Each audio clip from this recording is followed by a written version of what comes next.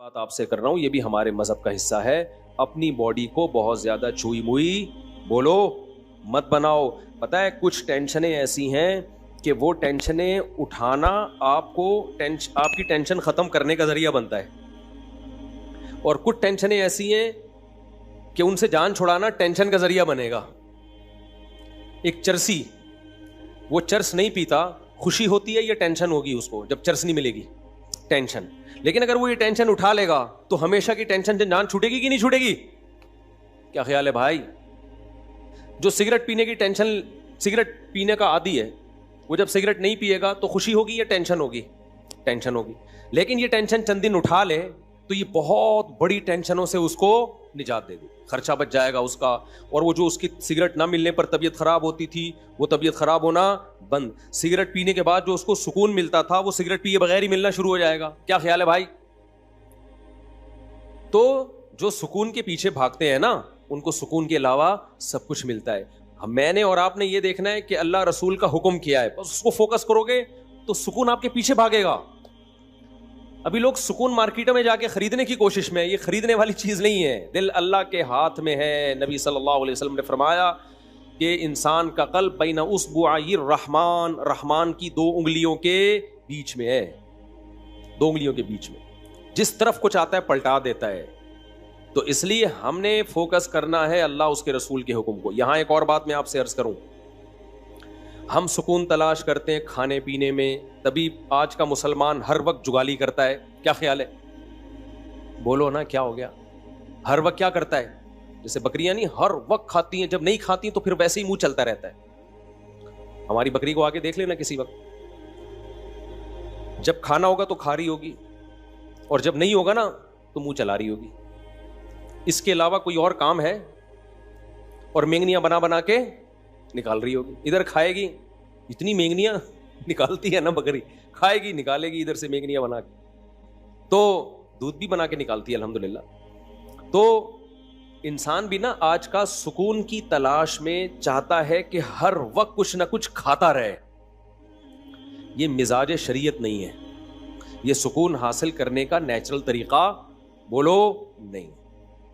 اگر آپ نے اپنے آپ کو کھانے کا عادی بنا لیا نا، اس سے آپ کی ٹینشن ختم نہیں ہوگی، اس سے آپ کی ٹینشن بڑھ جائے گی، اور کھانے کو دل کرے گا، اور کھانے کو دل کرے گا. تھوڑی دیر کچھ نہیں ملا پھر دل چاہے گا، کسی کام کے نہیں رہو گے، بیڑا غرق ہو جائے گا. اس لیے ہماری شریعت میں کوئی ایک حدیث بھی ایسی نہیں ہے، کوئی ضعیف حدیث ہی ہو جس میں کھانے کی فضیلت ہو کہ کھانا کھانا ثواب ہے، کہیں بھی نہیں ملتا. یہ تو پتہ نہیں مذہب میں کھانے کا تصور آیا کہاں سے، میں تو اس پہ حیران ہوں. کوئی ایک بھی مثال نہیں ملتی ہمیں اس کی. اور میٹھا کھانا تو ہے ہی نہیں. ایک تو ہم لوگوں نے جرم یہ کیا کہ کھانا اسلام کے کھاتے میں ڈال دیا، تبھی جتنے مذہبی لوگ ہیں ان میں میجورٹی آپ کو کھانے پینے والی نظر آئی. کیوں؟ اس لیے کہ مذہب میں کھانے پینے کی رسومات ہم نے بڑھا دی. تیجے کا کھانا، 40ویں کا کھانا، پھر محرم کا حلیم، یہ سارے مذہبی کھانے ہیں نا. بھائی جان کیا ہو گیا؟ دیکھو محرم کا حلیم، پھر 40واں بھی ہوتا ہے کو محرم کا، پھر ربیع الاول آیا، وہ تو فرسٹ ربیع الاول سے لے کے بلکہ ربیع الاول سے پہلے سے ہی کھانے شروع ہو جاتے ہیں اور چلتے ہیں ربیع الاول کے اینڈ کے بعد، یعنی ربیع الثانی تک بھی چلتے ہیں.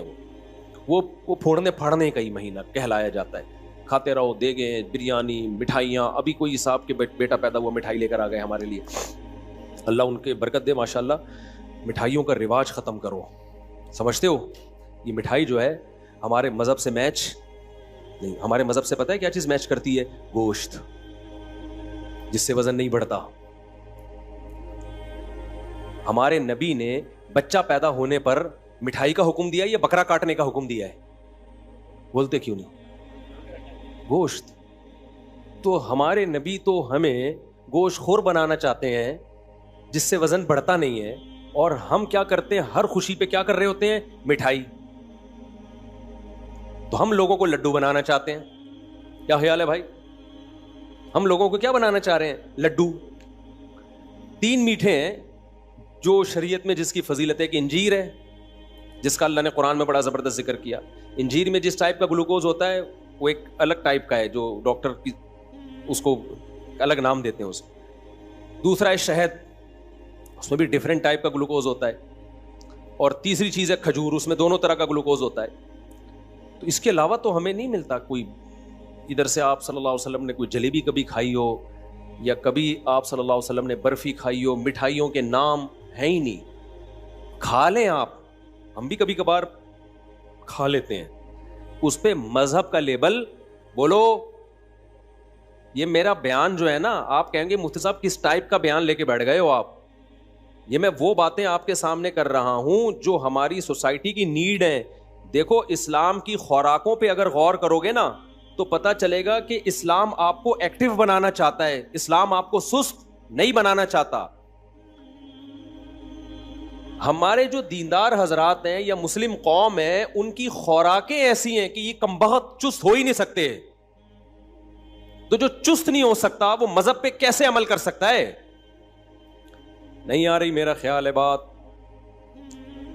مذہب میں نا سستی منع ہے. نبی صلی اللہ علیہ وسلم نے فرمایا اللہم انی اعوذ بک من الجبن ومن الکسل, اے اللہ بزدلی سے بھی تیری پناہ مانگتا ہوں اور سستی سے بھی تیری پناہ مانگتا ہوں. اسلام ایک پورا پیکج ہے. اگر سستی سے نبی نے پناہ مانگی ہے, سستی کو کی حوصلہ شکنی کی ہے, تو یہ ہو سکتا تھا اسلام آپ کو خوراکیں وہ کھلائے جو آپ کو کولیسٹرول کا ڈبہ بنا دیں, سست بنا دیں, اور پھر چستی کی ترغیبیں دے. اس کا مطلب دیکھو, ایک ڈاکٹر ورک شاپ کروا رہا ہو اور آپ کو ایکٹیو رہنے کے طریقے بتا رہا ہو, اور پھر ہر ایک کے سامنے رسگلے کے ڈبے لا کے رکھ دیے ہوں, تو آپ کہیں گے ڈاکٹر صاحب آپ کی باتوں میں اور آپ کے ایٹیٹیوڈ میں تضاد ہے, یہ دونوں آپس میں ملتی نہیں. اور آسان مثال, ایک ڈاکٹر آپ کو کینسر کے خلاف موٹیویٹ کر رہا ہو, سمجھا رہا ہو کینسر بہت خطرناک ہے, کینسر سے دور بھاگو, کینسر سگریٹ سے ہوتا ہے, کینسر موٹاپے سے ہوتا ہے, کینسر فلانی چیز سے ہوتا ہے, کینسر ڈمکانی چیز سے ہوتا ہے. اس کے بعد پھر سٹا لگا رہا ہے بیٹھ کے, اور آپ کا ایک ڈبہ آپ کو بھی پکڑا ہے گولڈ لیف, یہ لیجیے کیٹو کنگ سائز فلٹر, ہمارے دور میں یہی ایڈ آتے تھے, اب پتہ نہیں کیا آ رہے ہیں, یہ کھائی. آپ بولو گے ڈاکٹر صاحب وہ کیا تقریر تھی وہ جو آپ گھنٹوں سے کر رہے تھے؟ تو ڈاکٹر کیا, اصل میں مجھے لیکچر کے پیسے ملتے ہیں, تو لیکچر تو میں نے دینا ہے بھائی, اس لیکچر کے تو مجھے پیسے ملتے ہیں تو وہ تو میں نے دینا تھا, اس لیے باقی اب یہ ہمارا آپس کا معاملہ ہے, ہم سگریٹ پیتے ہیں کہ نہیں پیتے. تو آپ بولو گے ٹھیک ہے, پھر آپ ایک ایز اے لیکچرار بہت ایک اچھے ہیں, آپ ایز اے موٹیویشنل اسپیکر آپ کی 2 ٹکے کی حیثیت نہیں ہے, آپ تو لوگوں کو ڈی موٹیویٹ کر رہے ہیں. تو آپ مجھے ایک بات بتاؤ, ہمارے نبی صلی اللہ علیہ وسلم اگر خوراکیں ہمیں وہ بتاتے جو ہمیں سست بنائیں اور ترغیب ہمیں چست رہنے کی دیتے, تو کیا آپ اللہ کے پیغمبر ہوتے؟ بولتے کیوں نہیں, پھر ہوتے اللہ کے پیغمبر نہیں. آپ کو پتا ہے یہ جو کھانا پینا ہے نا, یہ ہمارے مذہب کا بہت اہم ٹاپک ہے, یہ ہلکا نہیں ہے. نماز روزہ تو ہے ہی, اسلام کے 5 ارکان وہ تو ہیں ہی, لیکن نماز روزے پر آنے کے لیے اور اپنی زندگی میں شریعت کو لانے کے لیے اور بھی کچھ پیکج دیے پیغمبر صلی اللہ علیہ وسلم نے. جب تک ان پیکیجز کو ہم اختیار نہیں کریں گے, اسلام پہ چلنا ہمارے لیے ممکن نہیں ہوگا. اس کی مثال میں آپ کو دیتا ہوں. اسلام میں بے جا غصہ, بلا وجہ غصہ, یہ ہر وقت توے پہ بعض لوگ جیسے بیٹھے رہتے ہیں نا غصے میں, یہ اچھی خصلت ہے یا بری خصلت ہے؟ قرآن کہتا ہے والکاظمین الغیظ, نیک لوگ غصے کو کیا کرتے ہیں, پیتے ہیں. اب ایک طرف اسلام کہہ رہا ہے کہ غصہ بری چیز ہے, کبھی کبھار تو ٹھیک ہے, ضرورت بھی ہوتی ہے, وہ نیچرل بھی ہے. بلا وجہ چھوٹی چھوٹی باتوں پہ ایک دم ناک پہ مکھی بٹھا کے رکھنا ہر وقت, بعض لوگوں کی عادت ایسی ہوتی ہے جیسے ابھی ایک دھماکے سے پھٹ جائیں گے وہ نا, تو یہ بری خصلت ہے. کیا خیال ہے؟ تو جب بھی کوئی عالم بزرگ غصے کا علاج کرے, جس کے پاس آپ جاؤ, تو وہ غصے کے دونوں پہلوؤں پہ غور کرے گا. کیسا تو نہیں ہے کہ آپ کو غصہ کسی روحانی وجہ سے آ رہا ہو, آپ میں تکبر ہے. غصہ جس کو زیادہ آتا ہے نا, 2 وجوہات ہوتی ہیں. ایک روحانی وجہ کا مطلب اس میں تکبر ہے, اس کے اندر اس کو یہ غلط فہمی ہو گئی ہے کہ میں بہت نیک ہوں. بعض لوگوں کو اپنے بارے میں یہ خوش فہمی ہو جاتی ہے کہ میں بہت نیک. یہ بہت بڑی بیماری ہے, اور یہ ان لوگوں کو زیادہ ہوتی ہے جو مشہور ہوتے ہیں, جیسے ہم لوگ, جن کے لوگ ہر وقت تعریفیں کرتے رہتے ہیں, مفتی صاحب آپ اتنے اچھے, آپ اتنے اچھے. تو بعض دفعہ آدمی کو اپنے بارے میں وہم ہوتا ہے شاید واقعی میں بہت اچھا ہوں, یہ ہو جاتا ہے. یہ بہت خطرناک بیماری ہے. اس کا نقصان یہ ہوتا ہے کہ پھر اگر کوئی آپ سے غلطی ہوتی ہے نا, اور کوئی کہتا ہے آپ سے یہ غلطی ہوئی, تو آدمی کی کھوپڑی گھومتی ہے. وہ کہتا ہے میں کیسے, مجھے تو اتنے لوگ میرے ہاتھ چومتے ہیں, وہ بھی مجھے اچھا کہہ رہا تھا, وہ بھی اچھا کہہ رہا تھا, وہ بھی اچھا, تو یہ میں کیسے بھائی, دل چاہ رہا تیرے رکھ کے میں تھپڑ لگاؤں.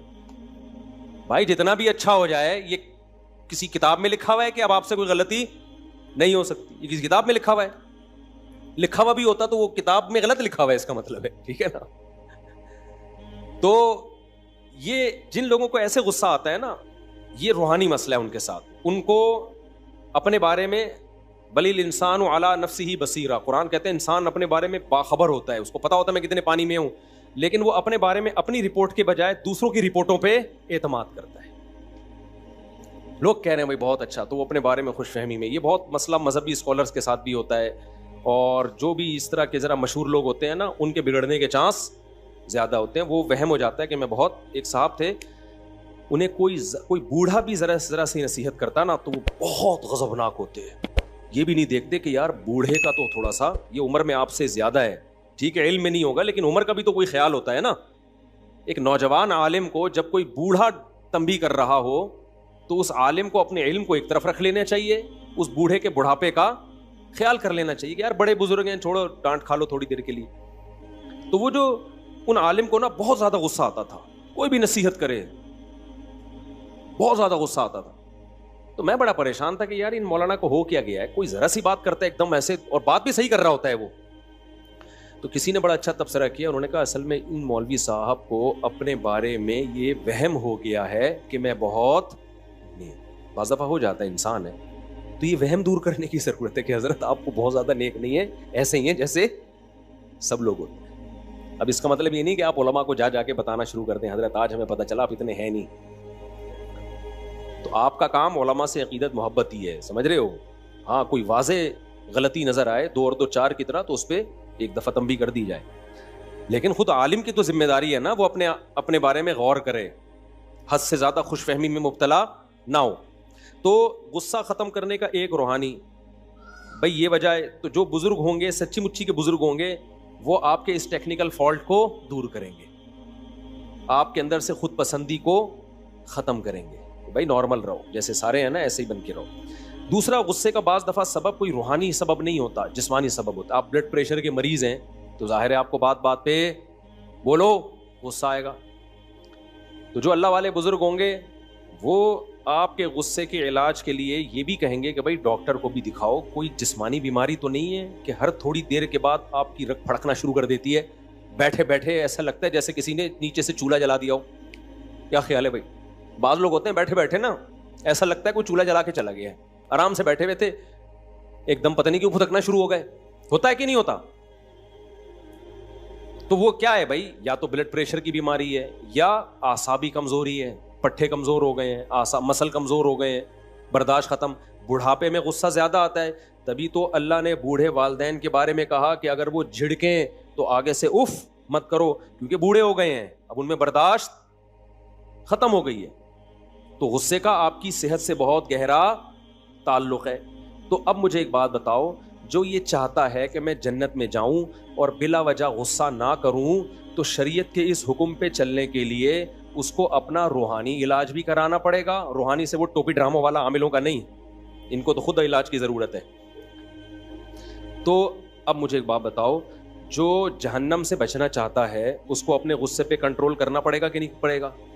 تو کیا اس کے لیے صرف روحانی علاج, یہ روحانی سے مراد تکبر ختم کر دے, دنیا کی محبت ختم کر دے, صرف یہ کافی ہوگا یا جسمانی علاج کی بھی ضرورت ہے کہ نہیں ہے؟ یقیناً ہے, جسمانی علاج کی بھی ضرورت ہے.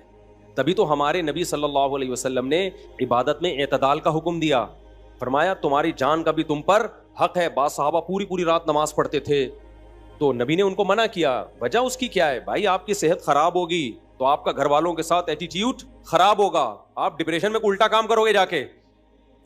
فوجیوں میں دیکھو نا, رات کو ٹائم پہ سلایا جاتا ہے, وہ سلانا بھی گورنمنٹ کی طرف سے پابندی ہے, سوئے گا تو, ان کو پتا ہے نہیں سوئے گا صبح اٹھ کے کیا کرے گا.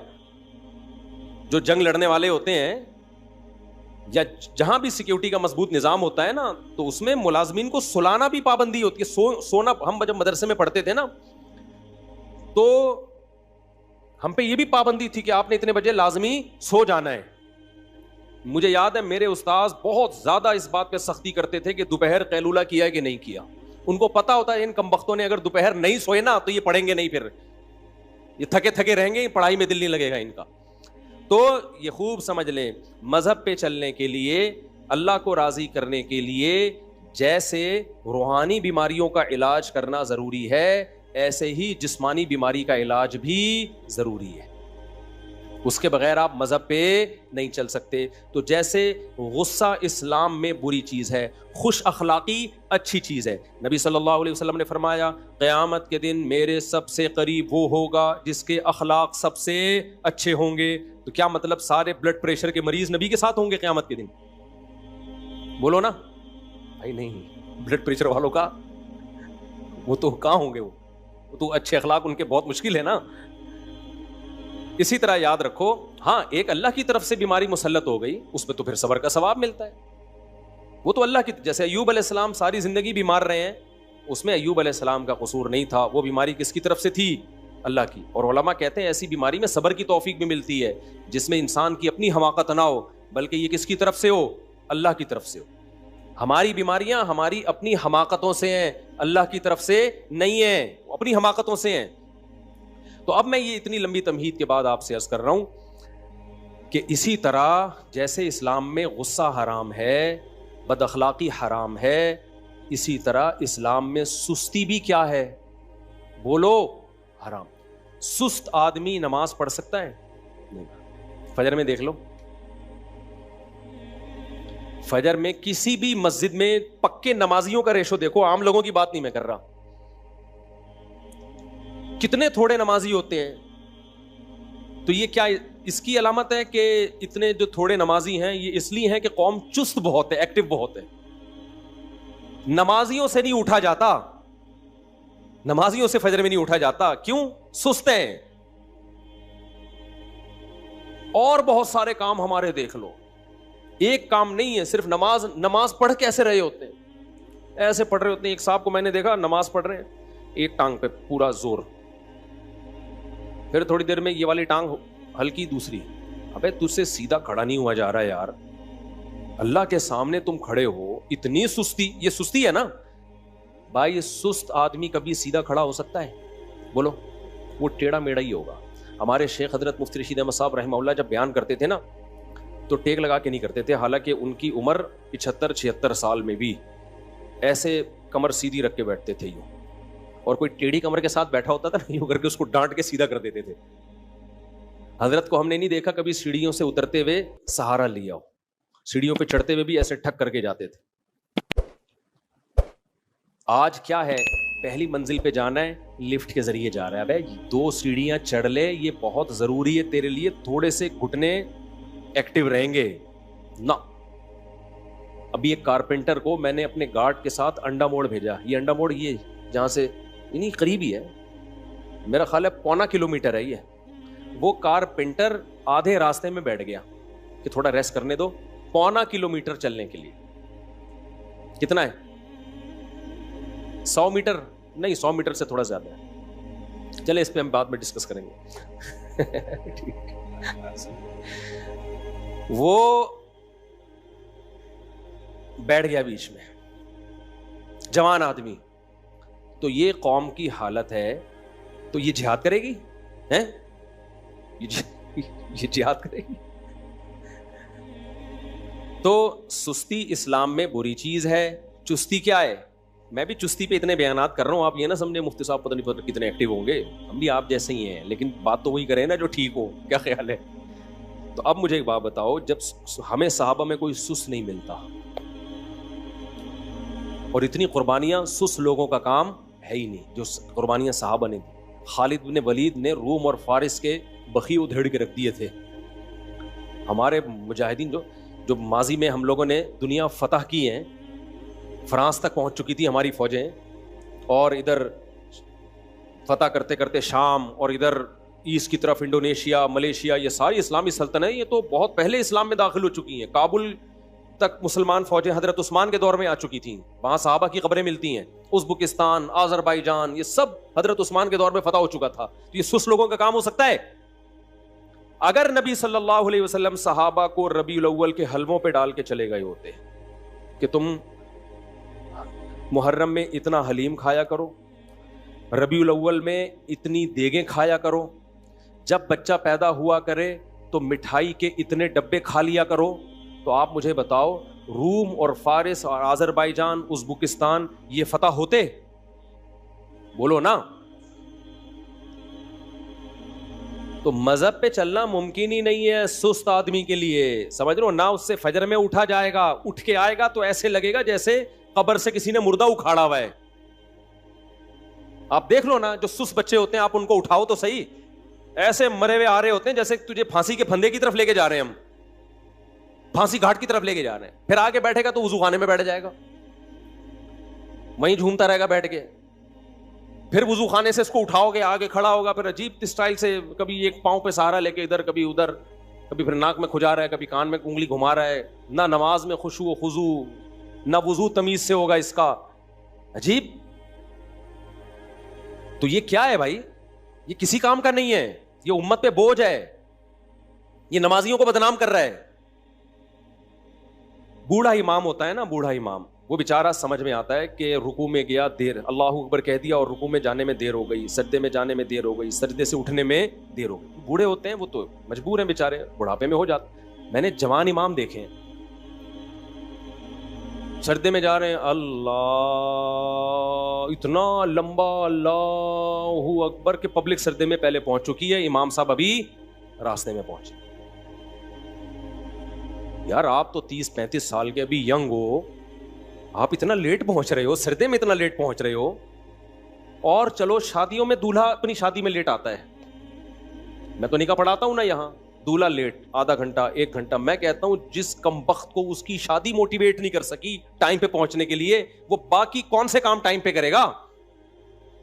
یا تو بیزار ہے، تیری پسند کی شادی نہیں ہو رہی، یا تو سست ہے کہ پسند کا کام بھی اتنی سستی سے ہو رہا ہے. یہی وجہ ہو سکتی ہے نا بھائی تیری. کبھی چلو حادثہ بھی ہو جاتا ہے، ٹریفک جیم ہے، کوئی مسئلہ ہو گیا، لیکن نارملی بھی لوگ یہی کر رہے ہوتے ہیں. ہم بیٹھے ہوئے ہیں نکاح پڑھانے، ہم ٹائم پہ پہنچے ہوئے ہیں، حالانکہ میری نہیں ہو رہی شادی، پھر بھی میں ٹائم پہ پہنچا ہوا ہوں. اور اگلا کیا کر رہا ہے؟ جو دولہا ہے 1 گھنٹہ لیٹ، 1.5 گھنٹہ لیٹ. بس کرے یار، تو نماز کیسے ٹائم پہ پڑھے گا جب تیری جو شادی جس میں اتنی دلچسپی ہے تجھے، وہ تو اتنی لیٹ کر رہا ہے، گھنٹہ بعد پہنچ رہا ہے تو. تو یہ مقصد، یہ قوم سست ہے یا نہیں ہے، مجھے یہ بتاؤ. یہ خدا کی قسم بہت بڑا عیب ہے ہمارے اندر، اس کو ہلکا مت سمجھو، بہت بڑا عیب ہے. نبی صلی اللہ علیہ وسلم کو سستی پسند نہیں ہے. اور آپ صلی اللہ علیہ وسلم کی صحیح بخاری کی حدیث ہے، آپ صلی اللہ علیہ وسلم نے فرمایا، ہم خطبوں میں یہ حدیث سنتے ہیں نا، خیر القرون قرنی ثم الذین یلونہم ثم الذین یلونہم. یہ بہت زیادہ ہم نے سنی ہے حدیثیں. آپ کو پتہ ہے پوری حدیث ہم نے نہیں سنی، ہم یہاں تک حدیث سنا کے بریک لگا دیتے ہیں. ہمیں پتہ ہے آگے ہم نے بیان کی تو ہو سکتا ہے میرے ہی خلاف جا رہی ہو وہ حدیث، کیونکہ میرے ابھی دفتر میں بھی مٹھائی کا ڈبہ رکھا ہوا ہے، نیت خراب ہو رہی تھی میری بھی. تو نبی صلی اللہ علیہ وسلم نے فرمایا سب سے بہترین امت میری یعنی صحابہ کی، پھر ان کے بعد والی بھی سب سے بہترین یعنی تابعین کی، پھر ان کے بعد والی بھی یعنی تبع تابعین کی. فرمایا اس کے بعد شر پھیلے گا، اور شر میں آپ نے 2 چیزوں کو خصوصیت سے ہائی لائٹ کیا. فرمایا 1 جھوٹ پھیل جائے گا، نمبر 2 موٹاپا پھیلے گا. سمجھ میں آ رہی ہے بات؟ موٹاپے سے مراد ہے سستی، کیونکہ موٹاپا قدرت کی طرف سے ہوتا ہے، وہ نیچرل ہے. بہت چست لوگ بھی ہم نے بھاری جسم والے دیکھے ہیں، بہت کم خوراک والے لوگ بھی ہم نے بھاری جسم والے دیکھے، یہ قدرت کی طرف سے ہے. کسی کا پیٹ نکلا ہوا ہو تو اس سے بدگمان ہونے کی اجازت نہیں ہے. نیچرلی بھی لوگوں کا پیٹ ہوتا ہے، کسی بیماری کی وجہ سے نکل جاتا ہے. میں نے ایسے علماء دیکھے ہیں 24 گھنٹے میں 1 ٹائم کھاتے ہیں، وہ بھی بہت ہلکا، لیکن پیٹ نکلا ہوا ہے ان کا، قدرت کی طرف سے. صحابہ میں بھی ایسے تھے، بعض بھاری جسم کے، بعض دبلے جسم کے. لیکن یہاں وہ موٹاپا مراد ہے. تمام محدثین کی بات لکھتے ہیں، اس سے نیچرل جو موٹاپا ہوتا ہے وہ مراد نہیں ہے. یہاں وہ موٹاپا مراد ہے جو کھانے کی وجہ سے ہوا ہو. سمجھ میں نہیں آ رہی بات؟ اسی وجہ سے اس حدیث کی تشریح میں علماء نے لکھا ہے کہ نبی کی حدیث کا مطلب یہ ہوا کہ اس امت میں 2 بیماریاں سب سے پہلے آئیں گی، ایک زیادہ کھانا، دوسرا جھوٹ. دوسرا کیا آئے گا بھائی؟ جھوٹ. بات کریں گے تو جھوٹ بولیں گے. ہر آدمی کیا بول رہا ہے آج، کیا کر رہا ہے آج کل؟ جب بھی کوئی بات کر رہا ہوتا ہے پتہ ہی نہیں چلتا کہ سچ بول رہا ہے کہ جھوٹ بول رہا ہے. قسمیں اٹھا لے گا, پوری بات ہی نہیں کرے گا کبھی بھی. تو اور دوسرا, کھانا کھا رہے ہیں, کھائے جا رہے ہیں, اور مجھے اللہ کی قسم اس پہ افسوس نہیں ہو رہا کہ زیادہ کیوں کھا رہے ہو. بھائی یہ تو ڈاکٹروں کا ٹاپک ہے نا کہ کم کھاؤ, میرا ٹاپک تھوڑی ہے. مجھے افسوس اس پر ہو رہا ہے کہ اس پہ مذہب کا لیبل کیوں لگا رہے ہو. یہ میرا ٹاپک ہے, یہ ڈاکٹروں کا ٹاپک نہیں ہے. مذہب کا لیبل مت لگاؤ, مذہب میں پھوڑنا پھاڑنا پسند بولو نہیں ہے. اور مٹھائیوں کو ختم کر دو مارکیٹ سے. ہمارے نبی صلی اللہ علیہ وسلم نے جو ہمیں کھانے پینے کی چیزیں بتائی ہیں خوشی کے موقع پہ, وہ گوشت بتایا ہے, مٹھائیاں نہیں بتائی ہیں. وہ کیا بتایا ہے؟ اسلام میں تہوار ہیں. عید الفطر پہ آپ صلی اللہ علیہ وسلم نماز عید سے پہلے کھجور کھایا کرتے تھے. نماز عید سے پہلے کیا کھاتے تھے؟ کھجور.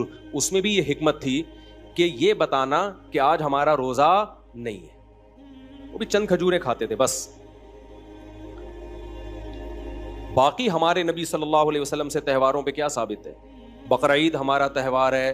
کیا اسلام میں یہ ہے؟ دیکھو ہندو جب تہوار مناتے ہیں تو وہ طرح طرح کے ویجیٹیبل اور مٹھائیاں کھاتے بھی ہیں اور کھلاتے بھی. ایسا ہی ہوتا ہے کہ نہیں ہوتا؟ سویٹس یہی ہوتا ہے نا. لبرل سیکولر لوگوں کا ایک تہوار ہوتا ہے برتھ ڈے. اس میں وہ کیا کاٹتے ہیں؟ کیک. فل کارب ڈائٹ, تھوڑے دنوں میں انسان کو بھی کیک کی طرح پھلا دیتی ہے, ایسی ڈائٹ. یہ ایک تہوار ہے سیکولر اور لبرل لوگوں کا. اس میں وہ کیا کھاتے ہیں بھائی؟ میں اسلام کا مقابلہ کرا رہا ہوں نا لبرلزم سے اور دوسرے مذاہب سے. کرسمس میں بھی کیا کھائے جاتے ہیں؟ کیک کھائے جاتے ہیں زیادہ تر, مٹھائیاں گفٹ کی جاتی ہیں. اسلام میں تہوار ہے عید الفطر. اس میں کیا ہے؟ عید سے پہلے چند کھجوریں, وہ بھی یہ بتانے کے لیے کہ آج ہمارا روزہ نہیں ہے. اس میں یہ حکمت علماء نے بیان کی کہ ایسا نہ ہو کہ روزہ ہے بھائی آج نہیں رکھے, آج نہیں ہے, عمل سے ثابت کریں گے نہیں آج روزہ. نمبر 2, اسلام میں تہوار ہے بقرہ عید. خوشی کا دن ہے نا, اس میں مٹھائی کے ڈبے کاٹنے کا حکم ہے. بھائی اسلام نے کہا ہوتا بھائی دوسری عید آ رہی ہے تمہاری, تو اب تم نے کیا کرنا ہے, تم نے زردے کی دیگیں پکانی ہیں, تم نے گنے کے گڑ کھلانے ہیں لوگوں کو, صحیح ہے نا. اس میں کیا رکھا گیا ہے؟ گوشت. آپ کو پتا ہے میں ویجیٹیرین تھا بچپن میں, گوشت نہیں کھاتا تھا. میں اسلام کی ترغیبوں کی وجہ سے گوشت کھانا شروع کیا میں نے. اگر اسلام ہماری زندگی میں نہ ہوتا تو میں آج بھی کیا ہوتا؟ ویجیٹیرین. میں گوشت نہیں کھاتا تھا, مجھے پتہ نہیں کیوں گھن سی آتی تھی گوشت سے. بعض لوگ ہوتے ہیں تو میری بقرعید پھیکی ہوتی تھی. کہیں ولیمے میں جاتا, لوگوں کی دعوتوں میں, وہاں گوشت, تو میں نے کہا یار یہ تو میں زندگی بھر اس نعمت سے محروم رہوں گا. تو 15 سال کی عمر میں پھر میں نے اپنے آپ کو جان کر آہستہ آہستہ گوشت کا عادی بنایا ہے کہ ہمارے مذہب میں تو جتنی رسومات ہیں کھانے پینے کی وہ ساری گوشت ہی سے متعلق ہیں. تو پھر ہم تو مذہبی ہو ہی نہیں سکتے صحیح طریقے سے. اب بقرعید میں بھی ہم کھچڑی کھا رہے ہوتے تھے بیٹھ کے, یہ تو عجیب سا لگتا تھا, ہمیں سارے دنیا گوشت کھا رہی ہے, ہم کیا کھا رہے ہیں؟ کھچڑی. تو میں نے پھر اپنے آپ کو عادی بنایا ہے. تو اس کا مطلب اسلام نے مجھے کیا بنایا ہے؟ گوشت خور. سمجھتے ہو کہ نہیں سمجھتے ہو؟ مجھے گوشت خور بنانے والا کون ہے؟ اسلام ہے. اگر اسلام میں مٹھائیاں ہوتی نا تو آج میں مٹھائی خور ہوتا, گوشت خور نہ ہوتا. اور میں پھر پتہ یہاں آپ کے سامنے بیٹھا ہوا ہوتا, 4 آدمیوں کے برابر ہوتا. میرے لیے ایک الگ سے وہ بنایا جاتا ہے یہاں تک, اور میں کم ہوتا, یعنی اس میں کم ہوتا اور میرا جسہ زیادہ ہوتا, میری باڈی زیادہ ہوتی اس میں. تو ایک بقرعید ہے اسلام میں, اس میں بھی کیا ہے؟ بولو, گوشت. تیسری خوشی شادی, یہ بھی خوشی کا دن ہے. اس میں ولیمہ ہے. نبی نے فرمایا اولم ولو بشاتن, ولیمہ کرو اگرچہ ایک بکرا کاٹتے ہی کیوں نہ ہو. تو وہاں بھی کیا کھلایا جا رہا ہے؟ گوشت. مٹھائی کے ڈبے بولو نہیں ہے, حلوے مانڈے نہیں ہے. اور چوتھی خوشی انسان کو ہوتی ہے بچے کی پیدائش پر. فیملی پلاننگ والوں کو تو بالکل بھی خوشی نہیں ہوتی, وہ کہتے ہیں یہ کیا ہو گیا, آبادی بڑھ رہی ہے اور مسائل بڑھتے چلے جا رہے ہیں. لیکن اسلام کہتا ہے ان کی باتوں میں مت آؤ. کسی انسان کے لیے اللہ کی طرف سے اولاد سے بڑا گفٹ کوئی بھی نہیں ہے. یہ اولاد ٹینشن نہیں ہے, بلکہ اللہ کی طرف سے کیا ہے؟ تحفہ ہے, ہبہ ہے. یہب لمن یشاء اناسا, جس کو چاہتا ہوں بیٹیاں گفٹ میں دیتا ہوں. اگر یہ پینلٹی ہوتی تو اللہ اس کے لیے گفٹ کا لفظ استعمال نہ کرتا. آپ نے کسی کو تھپڑ لگایا, وہ کہہ رہے یہ کیا کہہ رہی ہے, میں نے آپ کو گفٹ دیا ہے. آپ بولو گے کمبخت, زخم پہ نمک تو نہ چھڑک, ٹینشن دے رہا ہے اور نام اس کو کس چیز کا دے رہا ہے, گفٹ کا. تو اللہ نے اولاد کے لیے کیا کہا, گفٹ ہے. تو اب مجھے ایک بات بتاؤ, اللہ میاں نے اس خوشی کے موقع پر بھی مٹھائی کا تذکرہ, رسگلوں کا, گلاب جامن کا, حلوے مانڈوں کا, کسٹرڈ کا, اور گاجر کے حلوے کا, اور کدو کے حلوے کا, اور کتنے حلوے رہ گئے ہیں, سوہن حلوہ. سوہن حلوے پہ اتنے فراڈ ہوتے ہیں آپ کو کیا بتاؤں میں. بس میں ایک دفعہ بیٹھا ہوا تھا, کھڑکی سے ایک بندہ آیا, سوہن حلوہ. میں نے کہا چلو گھر جا رہا ہوں, ادھر کے پی کے سے میں آ رہا تھا, بہت پرانی بات ہے. میں نے کہا چلو کچھ گھر میں ایک تحفہ لے جاتا ہوں. تو اس نے دکھایا بڑا زبردست, میں نے نکال کے پیسے دیے, دوسرا ڈبہ پکڑا کے بھاگ گیا. اس کو کھولا تو کچھ عجیب سی چیز تھی اس کے اندر. اب میں نکلوں, بس بھری ہوئی ہے, میں ونڈو سیٹ چھوڑ کر جاؤں اس ڈبے کے پیچھے, وہ پتہ نہیں کہاں گیا. پھر میری سیٹ بھی گئی, تو ہم نے بس انا للہ پڑا. ایسے اسپیڈ سے اس نے یوں دکھایا بڑا زبردست حلوہ. میں نے کہا یہ لو پیسے. اس نے کہا ڈبہ دوسرا پکڑا دیا. میں نے کہا یہ سیمپل ہوگا, یہ اوریجنل ہوگا. ہم نے رکھا, جب کھولا اس کے اندر کچھ عجیب سی چیز پڑی ہوئی تھی. تو ایسا یہ تو کلاکاری ہے, یہ کیا ہے, کمال ہے. مجھے کہیں ملے تو میں اس کا شکریہ ادا کروں گا, ویل ڈن, زبردست. تو یہ یہاں نہیں, دنیا بھر میں ہوتا ہے. کسی نے بتایا کہ چائنیز سے کسی نے لیپ ٹاپ منگوایا, ابے چھوڑو, اب یہ کس سے لے کے بیٹھ جاؤں گا میں. تو ہمارے نبی نے عقیقے کے موقع پہ ہمیں کیا حکم دیا, مٹھائی کے ڈبے یا گوشت, گوشت کھاؤ.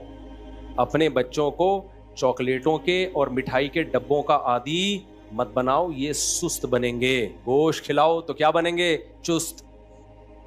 سمجھتے ہو, گوشت کھلاؤ تو کیا بنیں گے, چست. میں یہ نہیں کہہ رہا کہ سبزی کھانا چھوڑ دیں, وہ بھی کھائیں, لیکن یہ جو نیچرل میٹھا بھی کھاؤ. آپ کھجورے کھا لو, انجیر کھا لو, کشمش کھا لو اپنے خرچے پہ. ایسی چیزیں مت کھاؤ جس سے آپ خود مٹھائی کا ڈبہ بن جاؤ تھوڑے دنوں میں. خود کیا بن جاؤ آپ, اس سے آپ کے اندر سستی پیدا ہوگی. میں جو اپنے واقعات سناتا ہوں, شو مارنا قطعاً نیت نہیں ہوتی, موٹیویشن کے لیے انسان اپنے واقعات بھی سنا سکتا ہے. دیکھو آپ کو میں ایک عجیب بات بتاؤں, 20-25 سال پرانی بات بتا رہا ہوں آپ کو میں, بلکہ اس سے بھی زیادہ. میں نے 20-25 سال سے شربت نہیں پیا ہوگا, شاید ایک آدھ دفعہ کبھی پی لیا ہو, بہت زیادہ 2-4 دفعہ پی لیا ہوگا. یہ جو شربت نہیں ہوتا چینی کے شربت, چاہے وہ روح افزا ہو, چاہے وہ نورس ہو, چاہے وہ کوئی اور شربت ہو, چینی والا کوئی بھی شربت, 20-25 سال بلکہ شاید 30 سال ہو گئے ہوں, مجھے نہیں یاد پڑتا. بچپن سے نہ افطاری میں, نہ سحری میں, نہ کہیں دعوت پہ میں پیتا ہی نہیں ہے, الا ماشاء اللہ کبھی کبھار شاید پی لیا ہو. کیوں, کیا مجھے اتنی عقل تھی, میں نے کیا یوٹیوب پہ کلپ دیکھے تھے؟ مجھے تو ظاہر ہے کچھ بھی نہیں, بچپن میں انسان کو کیا پتا ہوتا ہے. مجھے یاد ہے میں نے ایک دفعہ افطاری میں شربت پیا تو مجھے محسوس ہوئی سستی. شربت پینے کے بعد مجھے لگا کہ میرا دماغ کیا ہو رہا ہے, ٹن. کراچی میں اس کو کیا کہتے ہیں, ٹن. اچھا بچے تو ایکٹیو ہوتے ہیں, کھیلتے ہیں, کودتے ہیں, مجھے لگا کہ یار وہ ایکٹیونیس نہیں ہے. تو یہ کیوں ہو رہی ہے, آج کیا ایسا کھایا ہم نے. بچوں میں اتنی کھوپڑی ہوتی نہیں ہے. مجھے محسوس ہو رہا تھا کہ یار یہ جب شربت پیو تو باڈی میں وہ ایکٹیونیس رہتی نہیں ہے. تو مجھے خود یہ بات سمجھ میں آئی کہ یار ایسی چیز میں کیوں استعمال کروں کہ 3-4 سیکنڈ کا مزہ ہے اور اس کے بعد دماغ ہر وقت سستی سے بھرا رہتا ہے. آپ افطاری میں 2-3 گلاس شربت پیو تو دیکھو حالت کیا ہوتی ہے انسان کی, ایسا پڑا ہوا ہوتا ہے, دائیں بائیں گر رہا ہوتا ہے. تو مجھے خیال ہوا کہ یار ایسا کام ہم کریں کیوں کہ 2 سیکنڈ کا مزہ ہے اور اس کے بعد جسم میں چستی ہی ختم ہو جاتی ہے. اور جسم میں جب چستی ختم ہوتی ہے نا تو انسان ڈپریشن میں بھی جاتا ہے, کیونکہ بیٹھ کسی کام میں دل نہیں لگتا اس کا, سوا اس کا حل یہی کہ بس سو جائے. تو اب کیا سوتے ہی رہے سارا دن. تو اس وقت اللہ نے مجھے یہ عقل دی کہ بھائی یہ پینے کے بعد سستی پیدا ہو رہی ہے, لہذا یہ کام کرنے کا نہیں ہے. مجھے کسی ڈاکٹر نے نہیں بتایا, کسی حکیم نے نہیں بتایا, نہ میں نے کسی کو مشورہ دیا کہ یہ کام مت کیا کرو. کیوں, میں نے اس لیے مشورہ نہیں دیا, میں نے کہا ضروری تو نہیں جو میری باڈی کے ساتھ ہو رہا ہے وہی دوسرے کے ساتھ بھی ہو رہا ہو. ایک مثال ہو گئی. دوسری مثال, میں جامعہ رشید میں پڑھاتا ہوں. ایک دن ایک طالب علم گاجر کا حلوہ لے کر آیا صبح. اتنا مزے کا حلوہ اس نے خاص اسٹائل سے بنایا ہوا تھا, ہم نے بھی 2 نوالے لے لیے. ہم نے گاجر کے حلوے کے فضائل سنے ہوئے تھے حکیموں سے، بڑا طاقتور ہوتا ہے، یہ ہوتا ہے وغیرہ وغیرہ. تو میں نے اس طالب علم سے وہ ریسیپی لی وہ حلوہ بنانے کی. وہ ڈفرینٹ اسٹائل کا حلوہ تھا. وہ میں نے کیا، یہ بھی کئی سال پرانی بات ہے. میں نے کیا کیا، میں نے کہا ناشتے میں اسی اسٹائل میں حلوہ بنا کے کھاؤں گا. میں نے وہ حلوہ بنا کے کھایا، مزہ بہت آیا. لیکن جب میں مدرسے پڑھانے کے لیے پہنچا تو میں نے دیکھا جس طرح میں ایکٹیو ہو کے بچوں کو پڑھاتا ہوں اس طرح مجھ میں ایکٹیونیس ختم ہو گئی. تو مزہ ہی نہیں آ رہا. دماغ کیا ہو رہا ہے؟ بولو، سست. ایک دفعہ کھایا ہوگا. اس کے بعد میں نے اس طالب علم کو بولا بھائی شاید جو بنایا تھا نا پورا بھر کے وہ میں نے اسی کو لا کے گفٹ کر دیا. میں نے کہا آئندہ میں یہ کبھی بھی نہیں کھاؤں گا. مزے کا بہت ہے مگر یہ مزہ 10 منٹ کا 5 منٹ کا، اس کے بعد ٹینشن 6-7 گھنٹے کی، کیونکہ وہ دماغ میں وہ تازگی ختم ہو گئی. بیٹھے ہوئے ہیں یوں کر کے جھوم رہے. تو بھائی کیوں اپنی جانوں پہ ظلم کر رہے ہو؟ ایسی چیزیں کیوں کھا رہے ہو جس سے تمہارے اندر چستی کے بجائے کیا پیدا ہو رہی ہے؟ سستی. کیوں اپنے جان پہ ظلم کر رہے ہو؟ تبھی آپ دیکھ رہے ہو نا بیان میں بھی بیٹھے بیٹھے لوگ سو جاتے ہیں، بات کرتے کرتے لوگ سو جاتے ہیں. دفتر میں بیٹھے ہوں گے آڑے ترچے ٹیڑے میڑے گر رہے ہوں گے، کوئی یوں گر رہا ہے کوئی یوں گر رہا ہے، عجیب سے. یہ سب کس کا اثر ہے؟ خوراکوں کا. شربت اپنی زندگی سے نکال دو. بہت زیادہ میٹھا پینے کا شوق ہے، اوریجنل جو وہ گنے کا رس ہوتا ہے نا وہ پی لی، اس میں میٹھا اتنا نہیں ہوتا. سمجھتے ہو کہ نہیں سمجھتے ہو؟ شہد کھا لیا کرو، مدذل ہلا لیا، جو ملا کھا لیا، یہ مت بنو. تو ہماری شریعت میں اس کا بڑا اہتمام کیا گیا ہے کہ آپ کی خوراک کم ہونی چاہیے اور آپ کی خوراک اچھی ہونی چاہیے تاکہ ایک صحت مند معاشرہ وجود میں آئے. آپ میں جسم بھاری نہ ہو، آپ چست رہیں، آپ میں سستی نہ ہو، تاکہ آپ شریعت کے احکامات کو خوش دلی کے ساتھ بجا لائیں. آپ کا دماغ فریش ہوگا. گھر میں بیگم سے بات اچھے طریقے سے کریں، بچوں سے بات اچھے طریقے سے کریں. اگر آپ کھا کھا کے پھوڑ کے گھی کا ڈبہ بن گئے تو آپ ٹینشن کی ایک مشین بن چکے ہیں. جہاں جائیں گے ہر شخص کو ڈر ہوگا کہ کسی بھی وقت کچھ بھی کہہ سکتا ہے کیونکہ اس کے غصے کا کچھ پتا نہیں چلتا. اب آخری بات کر کے بس سچی مچی میں بیان ختم کر رہا ہوں.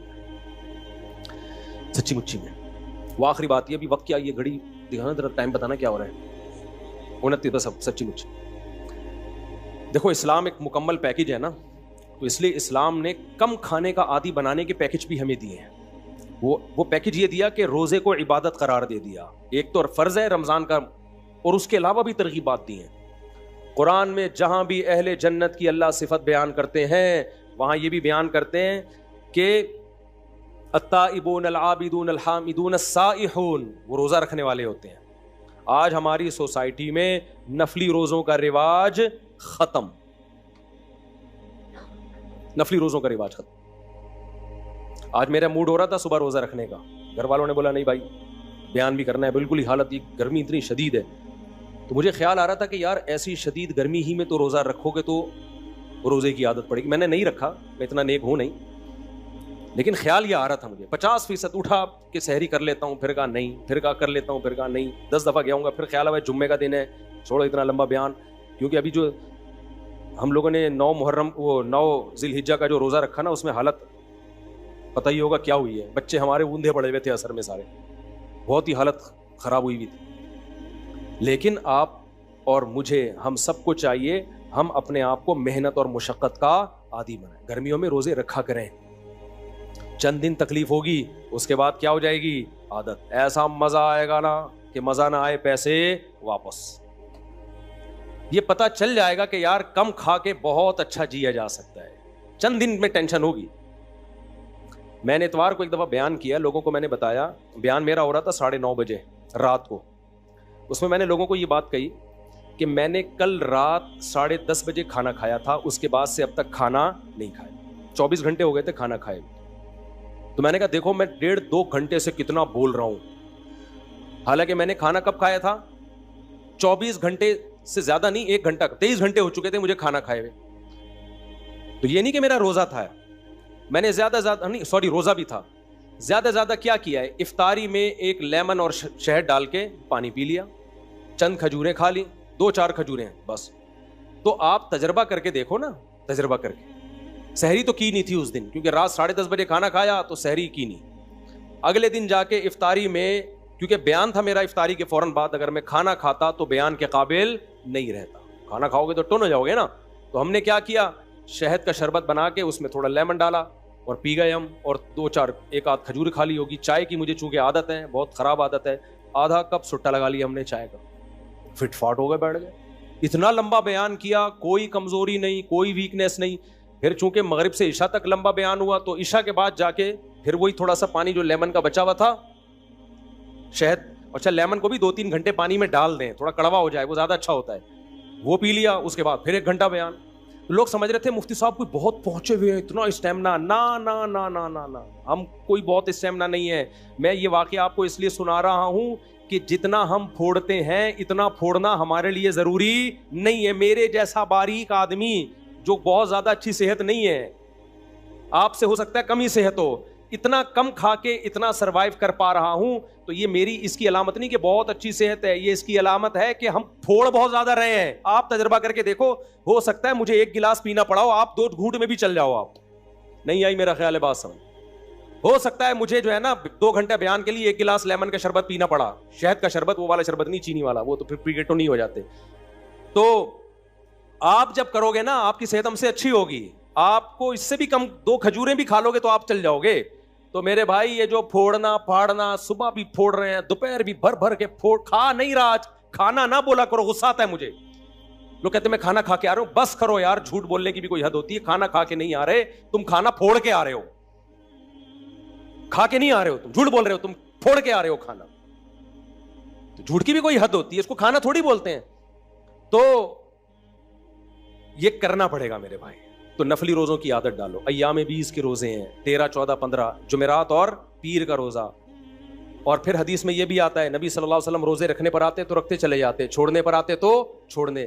ڈاکٹر کہتے ہیں 21 دن کسی خوراک کا عادی بنا دیا جائے تو یوز ٹو ہو جاتا ہے. تو آپ کیا کرو، چند دن روزے رکھو، اس کے بعد اپنی خوراک کو کنٹرول کرو. جتنی اوٹ پٹانگ چیزیں ہیں نا، چینی، مٹھائیاں، برفیاں، لڈو، جلیبیاں، میں بھی کھاتا ہوں کبھی کبھار، جلیبی کبھی کبھار کھاتا ہوں. یہ سب کبھی کبھار میں کوئی حرج بھی نہیں ہے. تو یہ سب اپنی زندگی سے کیا کر دو، بولو، نکال. تو آپ دیکھو یار تھوڑے دنوں میں، اور پسینہ نکالا کرو. میرے دیکھو پوری کمر بھیگی ہوئی ہے پسینے سے. کیا ہوا، کو مر گیا میں؟ ڈاکٹر پتہ ہے کیا کہتے ہیں، ORS بہت ضروری ہے، اس سے ڈی ہائیڈریشن ہوتا ہے. بھائی ٹوپی ڈرامے ہیں، ہونے تو دو ڈی ہائیڈریشن.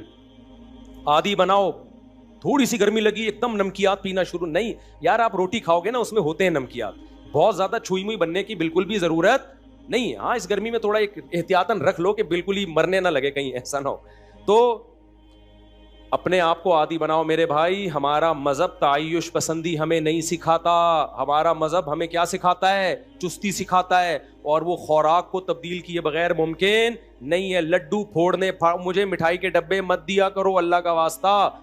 میں کھاتا نہیں ہوں. میں مٹھائی کا ڈبہ فوراً کیا کر دیتا ہوں، پارسل کر دیتا ہوں، اپنے دشمنوں کو کھلاتا ہوں. میں جس پہ مجھے غصہ ہوتا ہے میں کہتا ہوں اس کو کھلاؤ. ایسا، یہ میں مذاق کر رہا ہوں، ایسا نہ ہو کسی کو میں نے مٹھائی کھلائی ہو تو وہ بولے اچھا یار مفتی صاحب کو ہم سے دشمنی ہے. تو یہ ہمارے مذہب کا، اس سے آپ میں کنٹرول پیدا ہوگا. مسلمان پوری دنیا میں اسلام کو بدنام کر رہے کھا کھا کے. ہماری صحتیں انگریزوں سے اچھی ہونی چاہیے تھی کہ نہیں ہونی چاہیے تھی؟ ان سے اچھی ہونی چاہیے تھی. نبی نے فرمایا المومن القوی احب الی اللہ من المومن الضعیف.